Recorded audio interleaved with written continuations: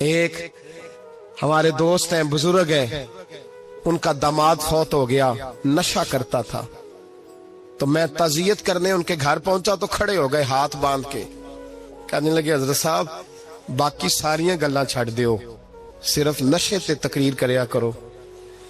وہ جب جیتا تھا تو تب بھی اس کے بچے یتیم ہی تھے، یتیم ہی تھے۔ میری بیٹی جب میرے گھر آتی تھی اور میں اپنے پوتوں کے اترے کپڑے اسے پہننے کو دیتا تھا تو میرا کلیجہ پھٹتا تھا، اور میری بیٹی اس کی زندگی میں بھی بیوہ کی زندگی گزار رہی تھی، وہ میری بہوؤں کے اترے ہوئے کپڑے پہنتی تھی۔ کوئی دعا کرو، کوئی جلسے کرو، یہ لت ختم ہو جائے۔ اور کہنے لگا اب میرے وہ چلا تو گیا ہے، دادا دادی اس کے پہلے کوئی نہیں، چچا ہے کوئی نہیں، جب تک تو میں زندہ ہوں ان نواسوں کو کوئی روٹی کا لقمہ، کوئی کپڑا مل جائے گا، لیکن سوچتا ہوں میں بوڑھا ہوں، مر گیا تو ان کو کوئی پوچھے گا بھی نہیں، کون ان کی خبر۔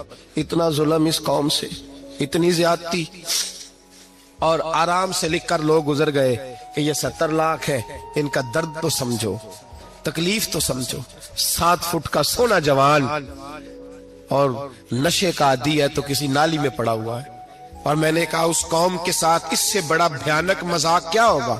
کوئی دانشور تھا بڑا ظالم، اس ظالم سے کوئی مشورہ لینے آیا، اس نے آ کے کہا تو بڑا ظالم ہے، بڑے کڑوے مشورے دیتا ہے، میرا ایک دشمن ہے، میں اس سے بدلہ لینا چاہتا ہوں، میرا دل کرتا ہے اس کا بچہ قتل کر دوں تاکہ وہ تڑپے۔ تو ظالم نے کہا اسے قتل نہ کر، وہ تو اس کا باپ 2-4 مہینے رو کے چپ کر جائے گا، پھر میں سخت سزا دینا چاہتا ہوں، مشورہ دے۔ تو اس نے کہا اس کے بچے کو نشے پہ لگا دے، جس کا بچہ نشہ کرے گا وہ باپ روز مرے گا، روز جیے گا، وہ ماں روز مرے جیے گی، نشے پہ لگا دے۔ اس قوم کے ساتھ سب سے بڑا ظلم یہ ہوا کہ ملت کا جوان نشے پہ لگ گیا، ڈرگز پہ لگ گیا، اتنے تباہ حالات ہوئے کہ جوان چڑھتی جوانیاں، اماں نے کتاب دے کے بھیجا تھا، اور کالج سے واپس آئے تو نشے کے ٹیکے ہاتھوں میں پکڑے ہوئے، ٹیکے۔ اور آپ کے ملک کے اسلام آباد میں ایک دن میڈیا نے وہ خبر بھی وائرل کی اور وہ چیز بھی دکھائی لوگوں کو، 3 مہینے کا بچہ لے کے نشئی سڑک پہ آ گیا، اس نے کہا میرا نشہ ختم ہو گیا، میرا بچہ خرید لو، 2 پڑیاں دے دو۔ تو وہاں بیبیاں جو سن رہی تھیں وہ بھی چیخے مار کے رو رہی تھی۔ یہ ظلم کیا اس قوم کے ساتھ، اور کرپشن کی لعنت نے اجازت دی سپلائی کرنے والوں کو کہ گلی گلی بھیجے، گلی گلی۔ انہوں نے کچھ تھوڑا ظلم نہیں کیا ان حکمرانوں نے، اور ہماری اپوزیشن اس کو نہ صرف اتنا پتا ہے کہ یہ جائیں اور ہم آئیں، اس سے زیادہ کوئی غرض نہیں۔ بھائی کرپشن کے خلاف نکلے ہو تم، نشے کے خلاف کس دن نکلو گے؟ جوئے کے خلاف کس دن؟ قوم تو مر رہی ہے نشے سے، اس کے خلاف میدان میں کب آؤ گے؟ صرف اتنا ہے کہ یہ جائیں اور ہماری باری آئے، اس سے زیادہ کچھ نہیں۔ جتنے مجرم وہ ہیں اتنے ہی تم بنتے جا رہے ہو، اس لیے کہ اصل بات پر نہ وہ آتے ہیں اور نہ اصل بات پر یہ آتے۔ بھائیو، میرے نبی پاک صلی اللہ تعالی علیہ وسلم، اور ایک اور تماشا ہے، یہ میرے پہ اللہ کا یہ احسان رہا، اس لیے نہیں کہ میں پرہیزگار آدمی ہوں، نیک ہوں، اس لیے نہیں، ویسے ہی اللہ بعض اوقات اسباب بناتا ہے، سبب بناتا ہے۔ مجھے نہ شراب کے رنگ کا پتہ ہے، نہ اس کی خوشبو کا پتہ ہے، نہ میں نے کبھی زندگی میں دیکھی ہے، یہ کرم ہے میرے حضرت صاحب کا، میں نے نہیں دیکھی، مجھے نہیں پتا کیسی ہوتی ہے، کچھ باتیں میں نے سنی ہیں۔ ایک محفل میں بیٹھا تھا مجلس میں، تو ایک شخص نے کہا کھانسی نہیں جاتی بچے کی، دوسرا اس کو مشورہ دے رہا ہے،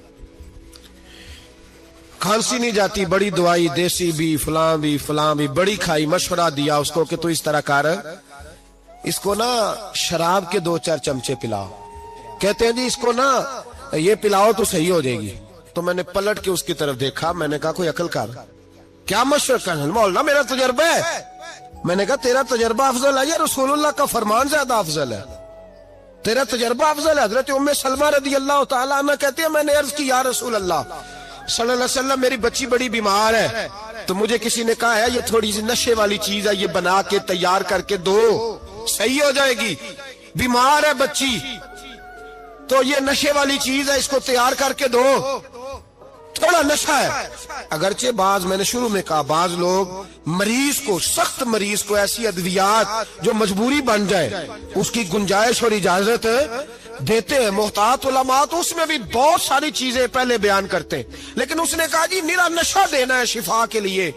حضرت ام سلمہ کہتی ہے میرے نبی پاک نے میری طرف دیکھا, میری طرف, تو میں نے کہا یا رسول اللہ آپ کیا فرمانا چاہ رہے ہیں؟ تو نبی پاک نے فرمایا ام سلمہ کبھی ناپاک چیز میں بھی شفا ہوئی ہے, کبھی ناپاک چیز میں بھی, کبھی شراب اور خمر میں بھی شفا ہو سکتی ہے.